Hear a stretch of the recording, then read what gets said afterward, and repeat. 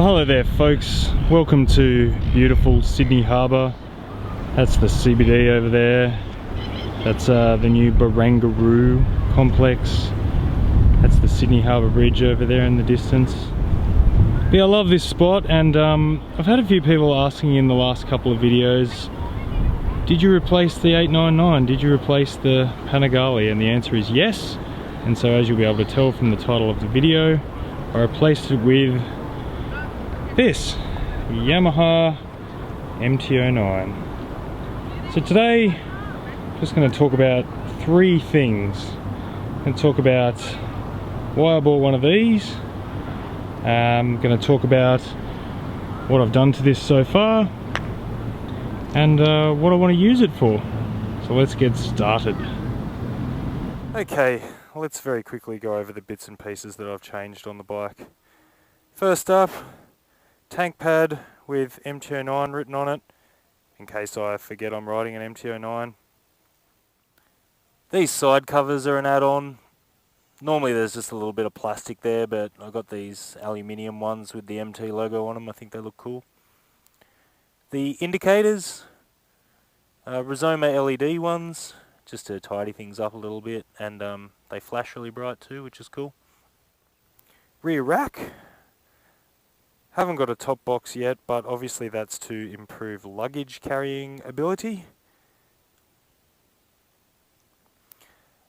And similar idea here, these little fellas here above the passenger foot pegs, they are also designed for clipping inside saddlebags.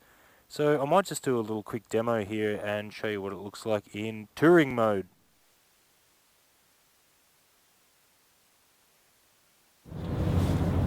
And the coolest mod, obviously, the Kropovich titanium exhaust with a carbon end cap on it. The stock standard exhaust on the MT-09 is way too quiet, so that was pretty much mandatory, I thought, and that went on day one. Alright, let's start it up to give you a feel for what it sounds like.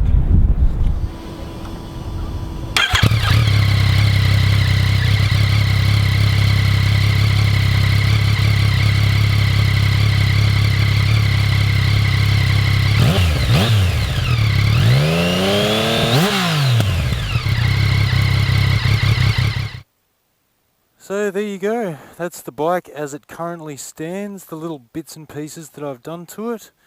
So let's take it for a little spin and...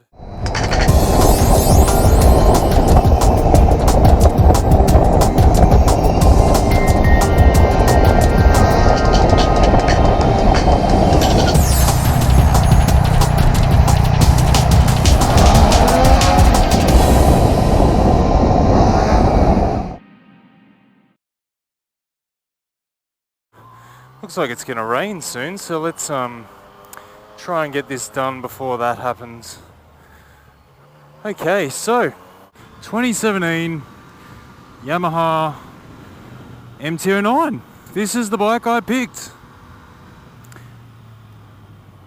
I will come back and do a proper review of it when I've spent a bit more time on the bike, but what I thought I would go through today is why I bought an MT-09 as opposed to something else, and then why I bought a 2017 MT-09 instead of one of the older ones. Because I could have saved myself a few dollars by buying a like a 2015 MT-09, right? So I think it's worth talking about why I thought it was worthwhile to get a 2017 MT-09. Okay, so first, why did I get an MT-09? Well, you may remember from my 899 video that the main problem I had with that bike is it was really good like 10% of the time, but the rest of the time it was kind of annoying because it was impractical. It just didn't suit a wide variety of jobs. So one of the most important things for this bike was for it to be able to do lots of different things And I think I've really hit the nail on the head with this bike because I can use it to commute. Like you can see, I've bought some bags and stuff for it, so I'm going to be able to take it away on some trips. And as anyone who's ridden one probably knows, it's more than enough fun to have some fun with on a Sunday as well. So I'm really happy with how it works as an all-rounder. But then some of you might be thinking, well, there's a lot of all-rounders on the market. Why did you pick the MT-09?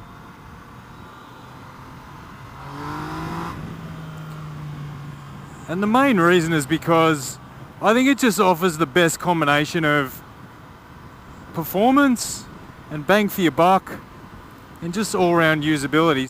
If you've seen my street triple videos, you probably know I have a real soft spot for Triumph street triples. I tried a 675R and loved it, and recently I rode the new RS and absolutely loved that as well. And to be honest, that was really the only other bike that I was seriously considering. I was pretty seriously considering a street triple RS. And the main reason I didn't go with the RS and did go with the MT-09 is price, man. So in Australia, the Street Triple RS is costed at 19,500 on road Australian dollars. The MT-09, on the other hand, 13,000. So you can literally buy 1.5 MT-09s for the price of a Street Triple RS.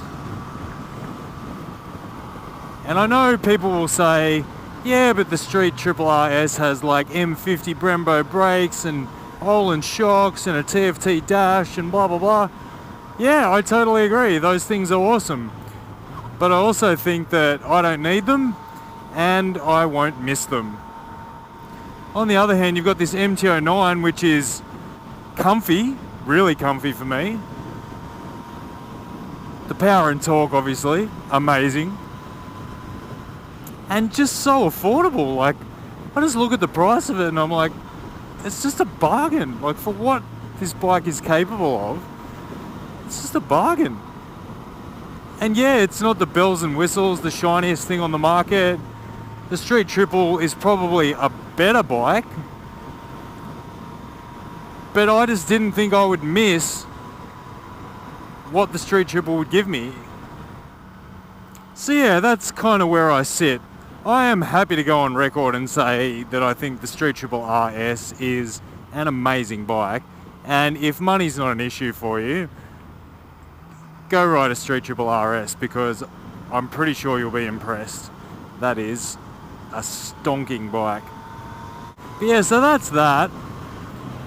MT-09 was just the absolute king of the all-rounders, I thought. Nothing amazingly well, but everything really well and at an awesome price, so couldn't be happier. So the other half of that question is, why'd you buy a brand new bike? Why'd you buy a 2017 bike when you could have saved yourself a few thousand and got a 2015 or a 2016 MT-09? And the simple reason is I just thought that the 2017 upgrades were worth the extra cash. So if you haven't been following the MT-09 closely, they made a bunch of changes this year. And as I said, if I had to put a price tag on them, I think it's worth it. So what do you get for your extra cash on the 17? Well, the things that appealed to me were, I really like the restyled front end with the new V-shaped headlights. They're LEDs as well, and the headlights on them are amazing. But yeah, I really like the restyled front end. The bike has, I'll just give a little demonstration here. The bike has a quick shifter for upshifts. So that helps a lot with acceleration. They have revised the shock and the front forks, so people's main complaint about the old MT-09s was that they were too soft, too spongy, too much yaw back to front. And I would agree, the bike's still definitely got character front to back. It's still pretty softly sprung. But to be honest, it doesn't bother me. And kind of like I was saying before, it's not the best in its class, but for the price, I can concede a couple of things like that. I don't really mind if it doesn't have that last 10% of performance, because let's face it, I can't use that 10% of performance anyway. So yeah, they have made some updates to the suspension. And the other thing they've updated is the fueling. So people had a few issues with jerky throttles on the old ones as well. And I'm pleased to say that that is a thing of the past. And the fueling on the 2017 bikes is really nice. I can ride it around in traffic without any drama at all.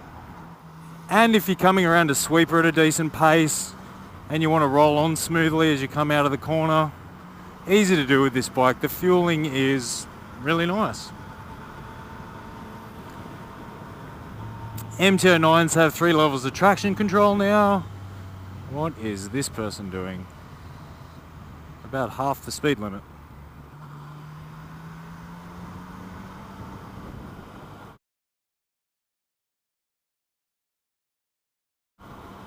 Yep, watching very closely. Early days perhaps. And yeah, the bikes have traction control. They've had that since 2016, I think. But yeah, that's a nice little feature. The 2017 has traction control on it. So if you add all that up, the new front end, the quick shifter, the revised forks and shock, the revised fueling, the traction control, I thought all of those things combined were worth spending a bit of extra cash on and getting a new one. So there you have it, folks. This is the new road bike. You'll be seeing plenty more of this on the channel as I take it on little adventures. But yeah, a couple of people have been asking, have I got a new bike? Have I moved on from the Panigale? The answer is yes. This bike's got nearly 2,000 kilometers on it now, and I am loving it.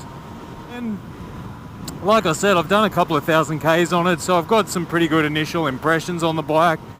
So if you're thinking about getting an MT-09 and you want to know more about it, shoot me a comment and I'll do my best to answer it for you. Alright, thanks for watching, guys. Speak to you soon.